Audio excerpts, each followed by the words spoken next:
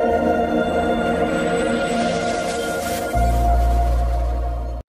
जगन्नाथ। संसार में चार पैरों से निकलने वाली मिट्टी का मूल्य बहुत बड़ा होता है, बहुत बड़ा होता है। संसार में चार पैरों से निकलने वाली मिट्टी में माता लक्ष्मी के वास होता है। एक है गौ माताओं के निकलने वाली पैरों से मिट्टी। गौ माताओं के निकलने वाली पैरों से मिट्टी के द्वारा शरीर पवित्र होता है। गौ माताओं के रोम रोम में देवता वास करते हैं। हर एक रोम से एक एक देवता है। 26 घंटों में पवित्र समय हम दोपहर को बोलते हैं। जब गौ माता आते हैं, जब गौ माता आते हैं उस समय निकलने वाली धूल, पैरों से निकलने वाली मिट्टी, ये होता है पवित्र। और ये शरीर में पड़ने के बाद शरीर पवित्र रहता है, सुस्त रहता है। माता लक्ष्मी आते हैं इन सब से। और गांव के निकलने वाले गोबर हमारे घरों में पूजा करते हैं। शहर में तो ज्यादा नहीं होता है, लेकिन गांव में जो मिट्टी का घर होता है गोबर में लिपा जाता है, वो पवित्र है और वो सच में भी पवित्र होता है। और द्वितीय पैर क्या होता है? वो धान्य रज होता है, वो 2 नंबर में आता है। ये धान्य रजन क्या होता है? ये जो धान होता है हमारे खेती में, एक एक धान थोड़ा सा बड़ा होके मोटा सा होके रहता है। एक एक धान उसको पूजा करते हैं। उस धान में रंगोली टाइप का रहता है। वो रंगोली जो रहता है, कहीं कहीं जगह सार कहते हैं उसको, कहीं कहीं जगह कजल कहते हैं, और पवित्र रहता है। वो उसको पूजा करते हैं घर में। और बोलते हैं कि गोरज धान्य रजस्तु तथा बालका अंग रज।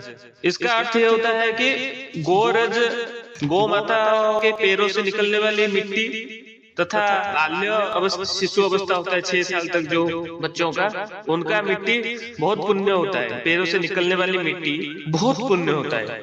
6 साल तक बच्चे भगवान समान होते हैं। उनको पवित्र आसन में बैठा जाता है। उनका पैरों से निकलने वाली जो धूली है, जो मिट्टी है, वो पूजा करते हैं। और नवरात्रों में हमारे भारत के पश्चिम बंग और आसाम राज्य में कुमारियों का पूजा करते हैं। उसको कुमारी पूजन भी बोलते हैं। और अंत में आएगा विप्र। ये 4 नंबर है। विप्र मतलब क्या होता है? विप्र पवित्र होते हैं। विप्र मतलब ब्राह्मण। ब्राह्मण पवित्र होते हैं। उनकी पैरों से निकलने वाली मिट्टी तीर्थ समान होते हैं। ब्राह्मण के दक्षिण हस्त में ये सब पवित्र होता है। और ब्राह्मण का मुख बहुत खतरनाक होते हैं। बोलते हैं ब्राह्मण अभिशाप देते हैं। भागवत में पहले ब्राह्मण का अभिशाप हुआ था जब परीक्षित राजा थे, उनको अभिशाप हुआ था। और ब्राह्मण का अंत में भी जब कृष्ण जी का बेटा सांबर को नारीग्रास किया था, वो भी ब्राह्मण मुनियों और ऋषियों के वजह से उनको अभिशाप मिला था। मतलब ब्राह्मण का पहला, भागवत का पहला और अंत में ब्राह्मण का मुख बहुत अभिशाप और खतरनाक होता है। इसीलिए ब्राह्मण के मुख से दूर रहना चाहिए। हमारे अच्छे के लिए, भलाई के लिए आशीर्वाद साब्यस्त होता है। अभिशाप में लोगों का, उनका वंश ध्वंस हो जाता है। ब्राह्मण का मुंह से निकलने वाला जो खराब कहीं कहीं होता है, कहीं कहीं जगह में कोई कुछ बोल देते तो होता है ऐसा। और उनका ब्राह्मण का पेड़ जो होता है वो बहुत पवित्र होता है। ब्राह्मण का पेड़ से निकलने वाली मिट्टी और पवित्र होता है।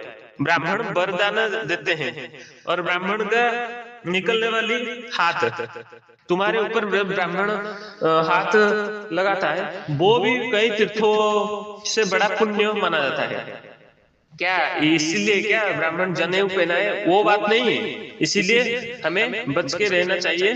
क्या जाने आज गौ माता और धान से निकलने वाली और 6 सालों तक बालकों का, बच्चों का निकलने वाली मिट्टी और ब्राह्मण के पैर से निकलने वाली मिट्टी, ये चारों सबसे महत्वपूर्ण और इसका मूल्य बहुत बड़ा होता है।